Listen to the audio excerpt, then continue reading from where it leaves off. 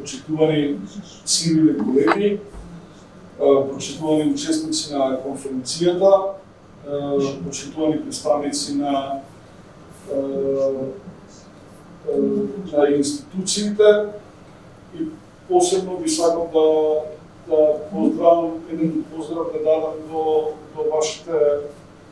вашите партнери во Сараево. Сараево секогаш бил добар мотор на батерии против фашизмот. И фашизмот секогаш кршил заби во Сараево, како во Втората светска војна и така и во последната опсада која имаше градот, запамтена како најголема опсада во модерната историја на човештвото. И посакувам успешна работа. Она што јас би сакал да зборувам овдека е следно, дека нас, посебно ние како држава во главно, имаме една добра легислатива, но за жал посредуваме во праксата. Да речеме, врзано со помалу бројните заедници, кои имаат своји предизвици за да си ги остварат правата кои им следуваат според уставот и законите. Значи, ако тргнеме од правечната застапеност, ќе видиме дека помалу бројните заедници, согласно последниот попис од 2002 година, од прилика имаат направено некаде се на половина во остварувањето на својата правечна застапеност во институциите, потоа имаат сериозни предизвици во образованието на мајчин јазик.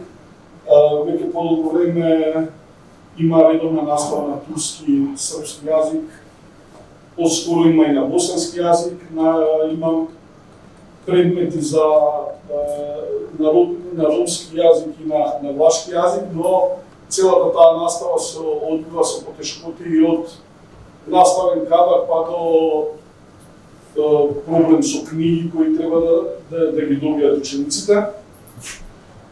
Медиумите кои продуцираат програма на јазиците на заедниците, посебно јавниот сектор, веќе со години има своји предизвици од тоа дека во нивните редакции прво фалат новинари, потоа фали технички кадар и на крај не фали мобилност, за тоа не бидат редакции само сведени на скопски редакции, туку треба да бидат редакции кои можат да ги покријат потребите и да продуцираат програма врзана и важна за заедниците секаде во Македонија. Потоа имаме употреба на јазици на символи, од прилика добро регулирана регулатива. Тука имаме и некои предизвици во смисол да некои општини дозволуваат на хартија да се употребуваат јазиците на помалу бројните заедници, но во пракса поради технички и финансиски проблеми имаат проблем да го спроведат тоа во пракса. Но имаме и некои позитивни примери каде што законот вели ако во локалната општина има одредена заедница на 20%, тогаш со закон мора да се употребува и нејзиниот јазик. Веќе се јавуваат неколку општини кои покажуваат политичка волја и дозволуваат и внесуваат во употреба јазици, символи на помалу бројни заедници, иако официјално не се над 20%, што е секако за поздравување. Она што дополнително представува проблемот дека кај нас е големиот бран на иселување и немањето на попис. Иселувањето посебно ги погодува помалу бројните заедници, местата каде што живеат. И второто е недостаток на попис, кој се надеваме дека следната година ќе биде одржан. Таму ни се важни тие податоци, каде и колку народ имаме, врз кои податоци ќе треба да се креираат политики на среден и на долг рок, како во образование, така во инфраструктура, здравство и така натаму и така натаму. Еден од проблемите со кои се соочуваат помалу бројните заедници кај нас е реално политичката представеност во собранието и во политичкиот живот, затоа што сегашниот изборен модел не дозволува автентично представување на помалу бројните заедници. И тука ќе треба да се бара некако решение и секако да се продолжи да се зголеми поддршката на невладиниот сектор на помалобројните заедници.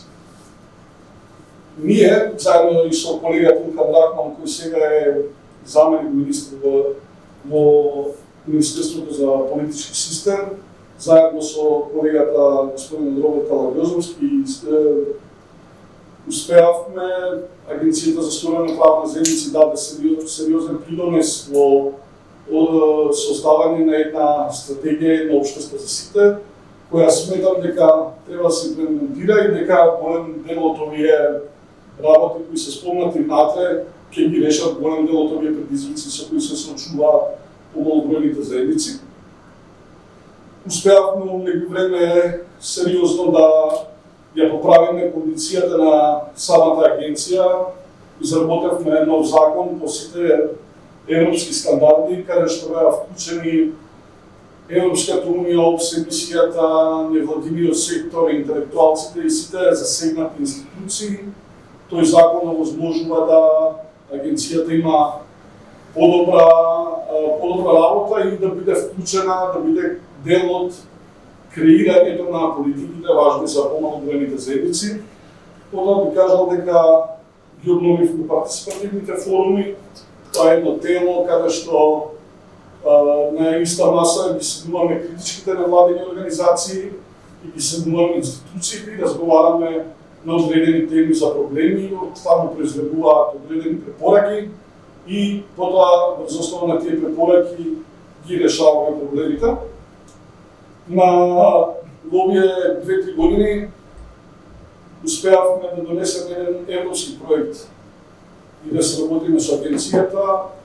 Проектот се вика Зајакнување на демократијата пред промоција на правата на помалобројните заедници.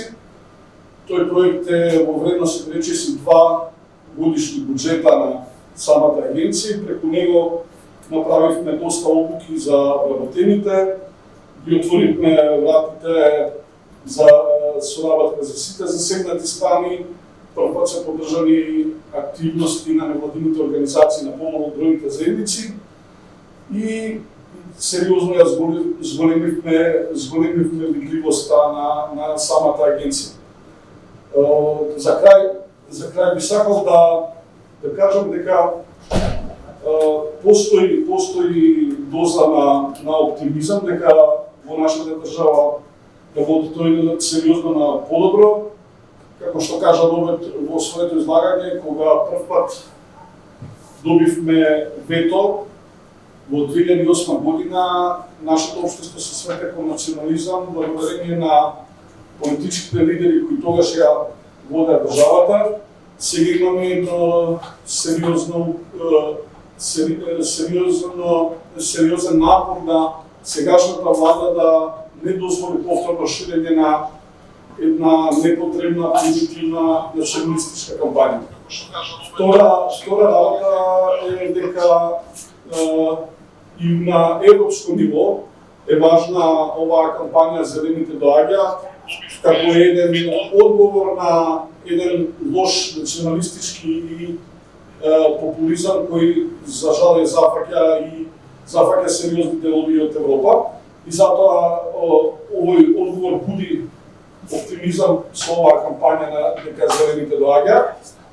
Она што треба да се направи е тие закони кои се добри, кои ги гарантираат правата на помалобројните заедници да се имплементираат до крај, да се имплементира стратегијата за едно општество за сите, мерки тотално да се имплементираат во смисол на подобрување на правичната застапеност на заедниците во институциите, да се подобри образованието, да се подобрат медиумите на кои продуцираат програма на јазиците на заедниците и секако нели да се поддржи невладиниот сектор на помалобројните заедници кој е специфичен. Тој нема